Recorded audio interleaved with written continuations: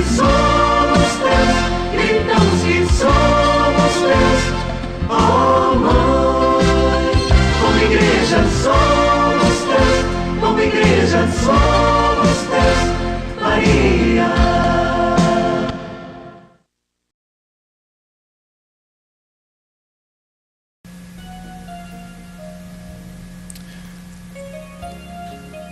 Queridos irmãos e irmãs, uma boa noite a todos. Estamos juntos com muita alegria, com muito amor, ao nosso encontro Somos Igreja. Estamos entrando nesse momento com muito respeito em sua casa, em sua família, para continuarmos a nossa reflexão na linha dos sacramentos da nossa Igreja Católica Apostólica Romana, recordando que os sacramentos foram instituídos, deixados por nosso Senhor Jesus Cristo, como meios, como canais de santificação, da graça, da presença de Deus em nossa vida. Esse Deus que nos ama, esse Deus que nos acompanha desde o nosso nascimento até a nossa partida deste mundo. Hoje nós queremos conversar, refletir sobre o sacramento do matrimônio, o casamento cristão. O Papa, que agora é santo, São João Paulo II, ele diz que a transformação da sociedade passa pela família. Ela é a célula da sociedade. Se esta célula estiver doente, a sociedade não pode estar sã. É necessário, pois, salvar a família, ajudando a cumprir sua missão para transformar a sociedade.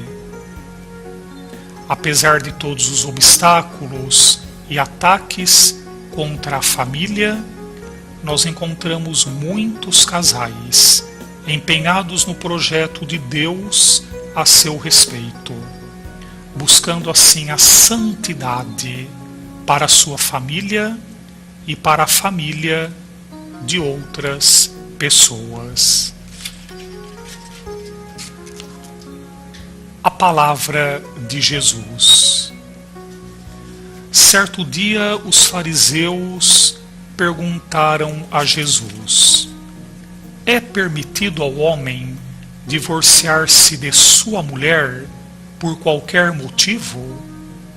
Jesus respondeu: vocês nunca leram que o Criador, desde o início, os fez homem e mulher? E que ele disse: por isso o homem deixará seu pai e sua mãe, e se unirá à sua mulher, e os dois serão uma só carne. Portanto, eles já não são dois, mas uma só carne. Portanto, o que Deus uniu, o homem não separe. Mas os fariseus continuaram com dúvidas a respeito do divórcio que Moisés havia permitido no Antigo Testamento. Por isso perguntaram: mas como é que Moisés mandou dar certidão de divórcio ao despedir a mulher? Jesus respondeu: Moisés permitiu o divórcio porque vocês são duros de coração, mas não foi assim desde o início. Em outra ocasião, Jesus disse: todo homem que se divorcia da sua mulher e se casa com outra, comete adultério. E quem se casa com a mulher divorciada do seu marido, comete adultério. Jesus, portanto, ensina que o matrimônio recebeu suas formas do Criador quando criou o homem e a mulher. Então, lá no Antigo Testamento, antes de Jesus vir ao mundo, o matrimônio foi instituído por Deus no início da criação do mundo. Disse então: não é bom que o homem esteja sozinho. Vou fazer para ele uma auxiliar que lhe seja semelhante. Depois de criada, a mulher foi apresentada ao homem. Ao vê-la, exclamou: esta sim é osso dos meus ossos e carne da minha carne. E Deus acrescentou: por isso, o homem deixa seu pai e sua mãe e se une à sua mulher, e formam uma só carne. O matrimônio é sacramento. Vou repetir: o matrimônio é sacramento. Deus instituiu o matrimônio na criação do homem e da mulher, lá no início do mundo. E Jesus tomou esta instituição já existente e a elevou à dignidade de sacramento, fazendo com que o amor de Deus se concretizasse no amor mútuo entre os esposos. O Concílio de Trento afirma que o matrimônio é um sacramento da nova lei. Isso aparece insinuado na carta de São Paulo aos Efésios, quando diz: maridos, amem suas mulheres, como Cristo amou a igreja e se entregou por ela. Os maridos devem amar suas mulheres como a seus próprios corpos. Quem ama a sua mulher está amando a si mesmo. Ninguém odeia a sua própria carne. Pelo contrário, a nutre e dela cuida, como Cristo faz com a igreja, porque somos membros do corpo dele. Por isso, o homem deixará seu pai e sua mãe, e se unirá à sua mulher, e os dois serão uma só carne. Esse mistério é grande. Eu me refiro a Cristo e à Igreja.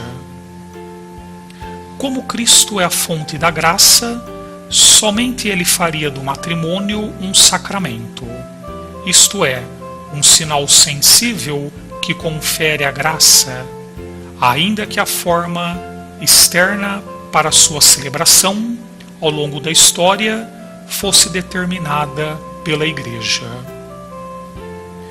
São Paulo, escrevendo aos Coríntios, quis solucionar alguns problemas levantados pela comunidade com relação ao casamento. No fim do capítulo 7º, diz: a esposa está ligada ao marido durante todo o tempo em que ele viver.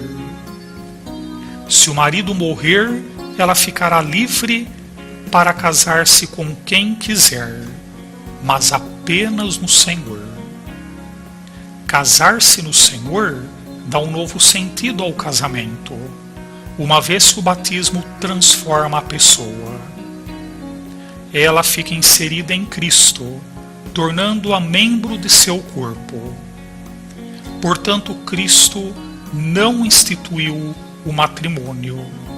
Ele já existia, mas ele fez dele uma realidade nova para ser vivida de uma maneira nova.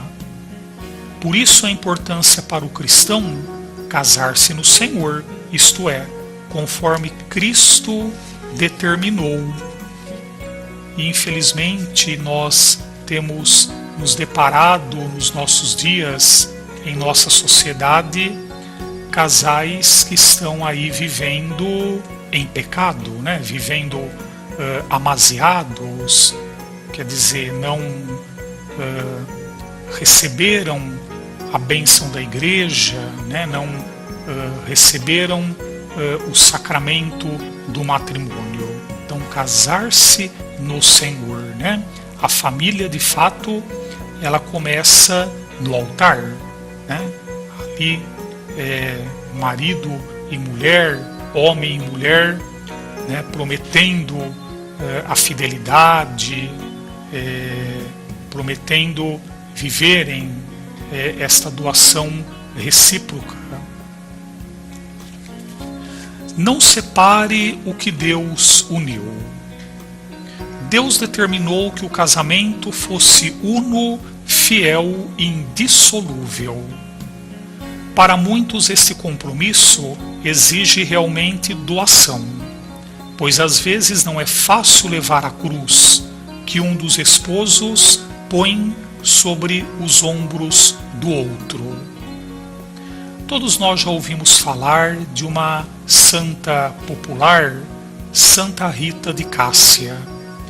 Ela soube realmente pôr em prática o seu compromisso conjugal. Ela nasceu em 1381 em Bocaporena, Itália. Quando nasceu, os pais já eram idosos e ela mostrou sempre muito carinho para com eles. Aprendeu deles a amar a Deus. Por isso se dedicava à oração. Queria consagrar-se a Deus, tornando-se religiosa. Mas, como naquele tempo eram os pais que decidiam o destino dos filhos, acharam por bem que ela deveria casar. E foram eles que escolheram o esposo. Ela aceitou a vontade dos pais, acreditando com isso fazer a vontade de Deus. A escolha dos pais não podia ser mais infeliz. Seu marido se mostrou brutal. Batia nela sem motivos, apenas pelo prazer de bater. Era dissoluto e violento. Tornou-se o terror da vizinhança. Rita suportou com paciência, sem se queixar dos insultos e das agressões, sem nunca pensar em separar-se dele.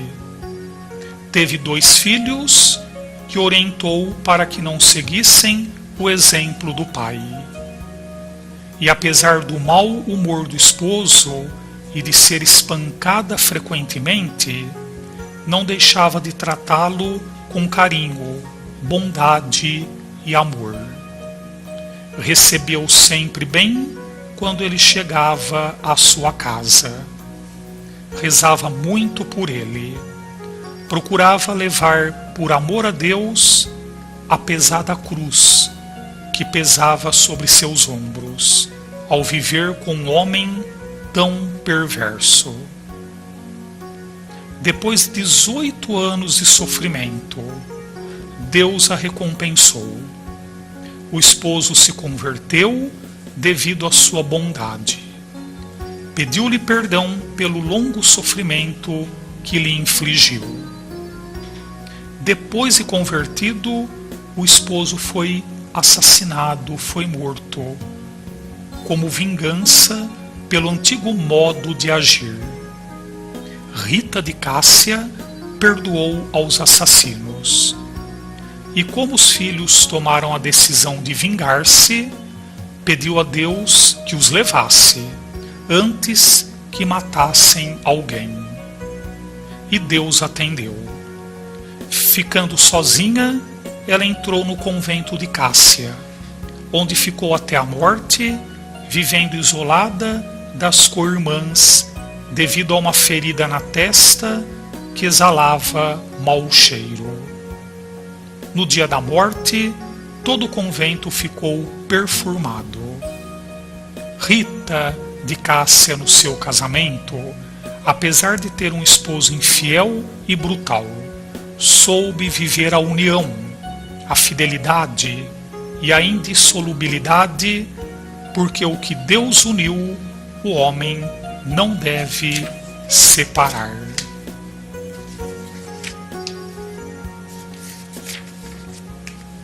Amar.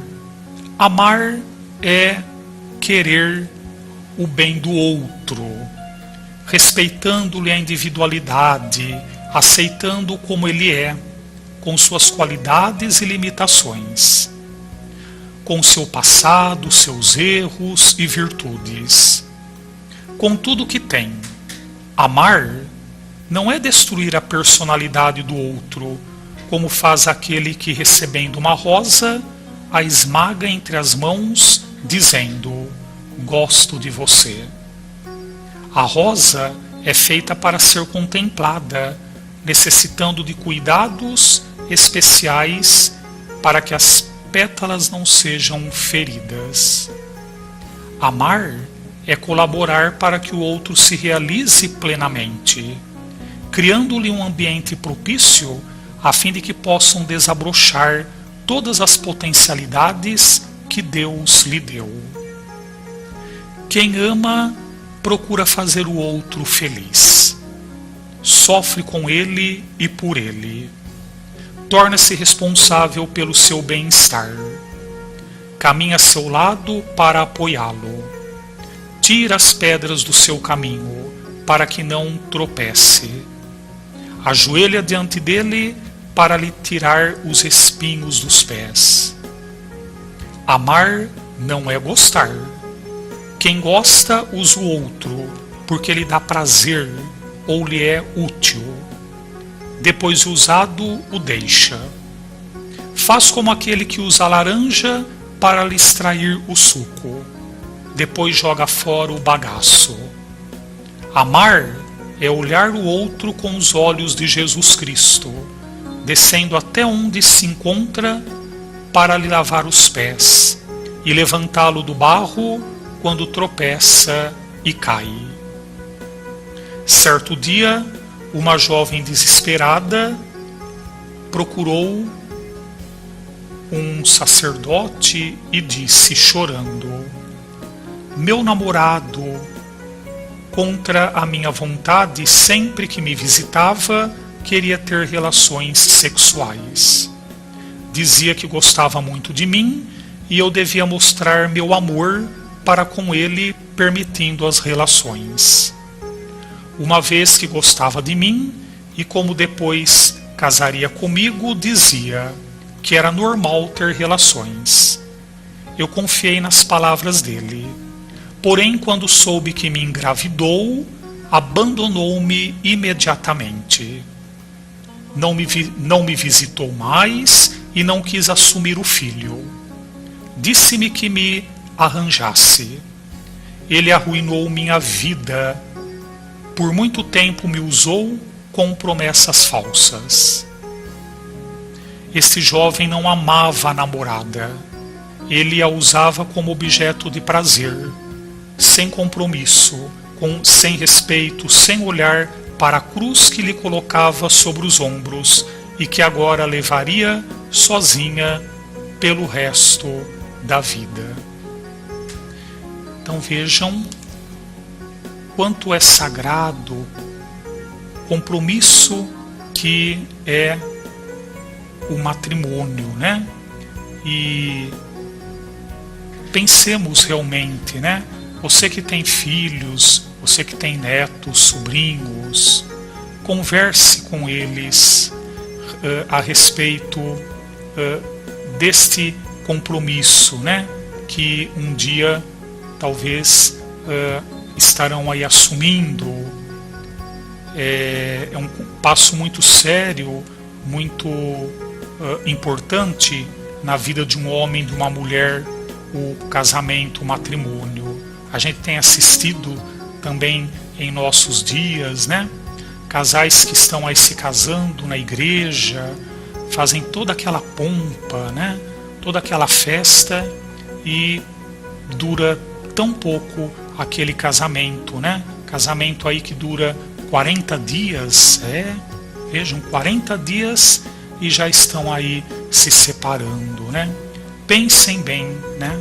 Casamento na igreja é algo muito sério, é indissolúvel, né? Não é casar e, se não dá certo, vamos nos separar. Não, né? Um compromisso que estão assumindo ali no altar, diante de Deus, diante da igreja, como dizia o padre antigamente, até que a morte os separe.